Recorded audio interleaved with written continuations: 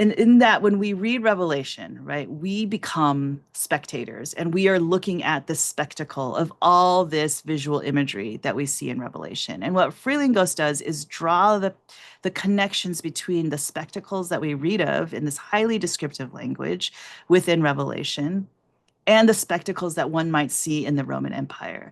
So the Colosseum is one of the greatest examples, right? And also within different cities, gladiatorial fights in which we see people fighting each other to the death. And that is also what we're seeing and watching in Revelation. And then also the appearance of exotic beasts, right? So we have different tales of emperors and governors bringing in camels and ostriches and leopards and seals and all sorts of different animals. You have water fights, tigers and leopards. Here we have a hunting scene of a Roman gladiatorial hunt. So we have the slaughter, right, of these particular exotic animals. In Revelation, similarly, we have a parade of exotic beasts that come out of the sea, that come on the land, and in which there's an engagement of battle. So in some ways, we're seated in Revelation, like you see the spectators in this particular relief looking down, right? And watching this kind of violence and watching what's happening to see the struggle. And we are also, similar to the empire context, reading the text as voyeurs of what's happening in the spectacle of Revelation as well. We also have within the Roman Empire public execution, right? And of martyrs, we can think of course, Christian martyrs and the legends of Christian martyrs, but others who would oppose the state who are being publicly executed. Jesus, of course, most famously is publicly executed on the cross, but there are many other stories, right? And we also see executions of the martyrs and the witnesses, the two witnesses in Revelation who are faithful. So similarly, watching execution and also seeing a third of the sea die, a third of the land die, right? So that kind of catastrophe and disaster happening at the same time.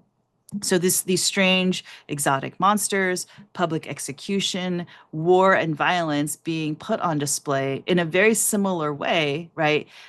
Part of that same world of thinking about the gaze, looking at violence, having be very much a part of regular everyday life in which you would have these happenings, you would have these games that you could attend, and enslaved peoples that could be used in this particular way, or criminals that could be used in this particular way to create this kind of spectacle. And is this also another form of imperial mimicry, right? That's happening within the text of Revelation to say we are treated to a similar display of all of these things.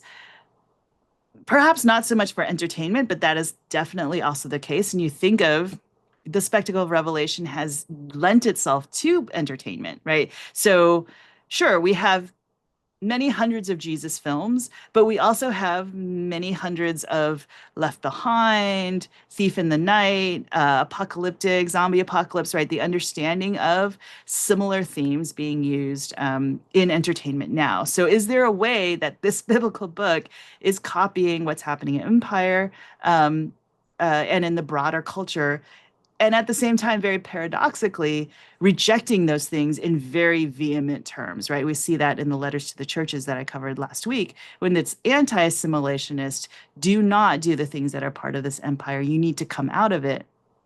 But then to go into what, right? To go into something that's almost exactly the same, doing almost exactly the same things. So that's a point of conversation that we can go into of the possibilities of reading it one way and seeing it in the other. I would say there's no one way to understand this, but it certainly is troubling, right, to see the ways that it draws so many different parallels between empire and between the kingdom of God.